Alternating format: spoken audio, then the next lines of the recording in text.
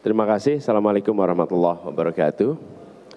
Pertama kami menyampaikan apresiasi kepada KPK yang mengundang kami untuk hadir membahas tentang masalah korupsi di Indonesia. Mengapa kami apresiasi? Pemberantasan korupsi dimulai dari Presiden, dimulai dari sikap, dimulai dari keteladanan, dari pimpinan tertinggi. Ketika pimpinan tertinggi menegakkan prinsip integritas, maka dia akan menular ke bawah. Ketika pemimpin tertinggi memberikan toleransi dan permisif, maka sikap itu akan menular juga ke bawah. Karena itu bagi kami, undangan ini adalah sangat baik. Dan bagi kami semua, kami berdua, saya dengan Gus Muhaimin, menggunakan kesempatan ini untuk menyampaikan kepada rakyat Indonesia bahwa kami berdua selama ini telah menjalankan kegiatan-kegiatan pencegahan, kegiatan-kegiatan anti korupsi sejak kami muda dan sampai dengan kami bertugas di pemerintahan. Karena itu malam hari ini menjadi penegasan atas komitmen kami ke depan, meneruskan apa yang kami berdua kerjakan selama ini. Ada hal penting yang menurut kami perlu kami sampaikan. Saya dan Gus Imin berkomitmen untuk mengembalikan kewibawaan hukum KPK, independensi KPK, dan itu artinya harus melakukan revisi atas Undang-Undang KPK. Yang kedua, mengembalikan orang-orang berintegritas ke dalam tubuh KPK. Bukan berarti orang lama dikembalikan, tapi prinsip rekrutmen mendasarkan kepada integritas yang tanpa toleransi, baik untuk pimpinan maupun untuk pegawai KPK. Dengan begitu, kita bisa mengharapkan satu, lembaganya independen. Yang kedua, orang-orang yang berada di dalamnya berintegritas. Dan ini termasuk sistem rekrutmen. Yang ketiga, kode etik KPK dijaga tinggi dan didisiplinkan. Kita ingat era di mana pimpinan KPK disiplin betul di dalam melaksanakan kode etik. Dan seluruh pegawai KPK menggunakan kedisiplinan yang sama. Saya ingat pada saat saya bertugas menjadi Ketua Komite Etik KPK 2012, saya berkantor di KPK hampir 3 minggu. Dan ketika berinteraksi, mereka disiplin sekali. Saya ketemu di lift pegawai KPK, saya tanya sedang sibuk apa? Mereka akan bilang, mohon maaf Pak, kami tidak bisa menjawab. Jadi bukan diselimurkan, dikatakan, mohon maaf Pak, kami tidak bisa menjawab. Dan itu mengirimkan pesan, Pak, ini orang punya integritas, dia pegang tuh kode etik. Nah, hari ini kita merasakan komitmen itu turun, kultur menjaga etika itu seakan hilang. Dan kami ingin bukan hanya lembaganya independen, rekrutmennya berintegritas, tapi juga kode etiknya dijaga disiplin yang tinggi. Nah, berikutnya ada beberapa langkah yang kami rencana akan kerjakan. Itu sudah saya sampaikan di dalam pertemuan tadi.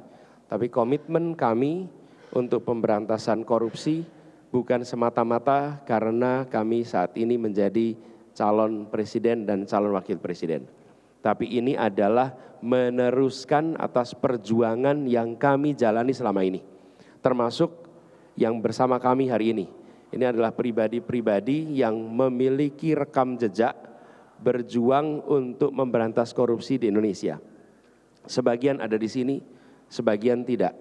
Tapi kami menyadari persis salah satu hal yang membuat janji kemerdekaan itu belum bisa dilunasi pada setiap anak bangsa adalah karena korupsi yang merajalela. Karena itu pemberantasan menjadi penting. Demikian 5 menit yang diberikan kepada kami. Terima kasih. Assalamualaikum warahmatullahi wabarakatuh. Waalaikumsalam warahmatullahi wabarakatuh. Terima kasih Pak Anies, Pak Muhaimin atas kehadiran. Karena nggak ada tanya jawab, jadi minta maaf ya. Iya, bukan saya nggak mau. Aturannya nggak boleh. Tidak ada tanya jawab Ya. memang ya. Jadi Oke, terima kasih. tanya jawabnya nanti session berikutnya ya. Oke. Ya. Makasih semuanya. Assalamualaikum. Assalamualaikum warahmatullahi wabarakatuh. Bismillahirrahmanirrahim. Assalamualaikum warahmatullahi wabarakatuh. Selamat malam, salam sejahtera bagi kita sekalian. Shalom, Om Swastiastu. Salam kebajikan, namo buddhaya. Saudara-saudara sekalian, dalam kesempatan ini saya ingin atas nama diri saya atas nama Mas Gibran Raka Buming Raka dan atas nama Koalisi Indonesia Maju, tim kampanye kami yang berada di sebelah saya dan di belakang saya, ingin mengucapkan terima kasih kepada Komisi Pemberantasan Korupsi KPK atas inisiatifnya menyelenggarakan acara ini. Saya merasa bahwa acara ini sangat penting dan saya juga besar hati dan gembira paslon 1 dan 3 juga memiliki komitmen yang sama untuk memberantas korupsi. Jadi saya merasa sekarang ada kesadaran dari semua elit politik bahwa rakyat kita menuntut korupsi harus diberantas. Korupsi ini melemahkan bangsa, korupsi ini membahayakan masa depan bangsa. Dan tadi sudah dijelaskan 3 paslon, saya kira semuanya positif, upaya KPK juga yang sudah dipaparkan positif, hambatan-hambatan kami catat, kami akan dukung semua upaya untuk memperkuat KPK dan juga penegak hukum lainnya, polisi, kejaksaan, semua instrumen penegakan hukum, instrumen mengawasi kekayaan negara harus kita perkuat. BPK, BPKP, semua instrumen-instrumen itu harus kita perkuat. Dan tadi pendekatan saya adalah pendekatan yang saya sampaikan adalah pertama sistemik, sistemnya kita harus perbaiki, kualitas hidup semua pelaku penegak hukum harus kita perbaiki, dan yang ketiga memberi contoh dari atas. Ingarso Suntulodo, pemimpin harus memimpin dengan contoh dan kita harus memberi contoh dan memberi kehendak politik, tekad politik untuk memberantas korupsi. Saya kira itu yang ingin saya sampaikan. Terima kasih. Wassalamualaikum warahmatullahi wabarakatuh. Mungkin Mas Gibran ingin menambahkan. Ya. Cukup? Iya. Ya, juga saya tadi sampaikan kita coba upaya-upaya untuk mempercepat mitigasi itu, termasuk bila perlu pembuktian terbalik. Itu perlu juga kita pikirkan untuk kita terapkan dan juga ketegasan untuk menindak. Saya kira itu. Terima kasih. Sekali lagi selamat malam. Wassalamualaikum warahmatullahi wabarakatuh. Waalaikumsalam warahmatullahi wabarakatuh. Terima kasih. Pak Prabowo, Pak Gibran. Terima kasih. Terima kasih, kami mencoba merespon apa yang sudah disampaikan oleh pimpinan KPK.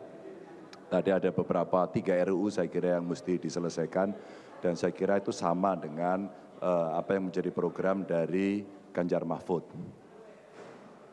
Penguatan kelembagaan KPK, mengembalikan pada independensinya, dan ketika independensi saya tambahin tadi, KPK juga harus menjaga integritas dirinya. Tidak boleh digunakan oleh kekuasaan atau kepentingan apapun. Betul-betul memberantas korupsi, termasuk tentu saja proses pencegahan yang bisa berkolaborasi dengan pemerintah, dari pusat sampai dengan daerah, termasuk RUU perampasan aset. Dan dalam konteks pencegahan, rasanya jauh lebih penting. Karena mencegah tidak bisa juga menyerahkan hanya kepada KPK, maka daerah, swasta, semuanya mesti mendorong. Katakan pendidikan anti korupsi. Saya punya pengalaman bersama KPK mulai dari koordinasi supervisi dan pencegahan, membangun integritas di pemerintahan, termasuk memberikan penguatan kepada pemerintah kabupaten kota agar mereka menyiapkan pendidikan anti korupsi sejak dini. Itulah praktek-praktek baik yang bisa kita lakukan. Tapi semuanya ini sebenarnya kuncinya tidak sulit. Kalau pemimpin tertinggi bisa memberikan contoh dan dialah yang memimpin langsung pemberantasan korupsi, itu akan jauh lebih efektif. Karena sebenarnya contoh atau panutan itu dalam budaya paternalistik kita dijadikan acuan oleh mereka yang ada di bawah. Pak Mahfud mau nambah? Punya praktek baik? Cukup. Silakan Itu Pak, saya kira. masih Cukup ada ya? waktu 3 menit Pak. Cukup. Cukup. Ini kan Baik. bukan debat toh? Baik, tidak. Oke. Makasih. Baik. Oke ya. Terima kasih Pak Ganjar, Prof. Terima Mahfud. kasih. Terima kasih. Terima kasih. Terima kasih. Terima kasih. Terima kasih. Siap, terima kasih Prof. Makasih ya. Terima kasih.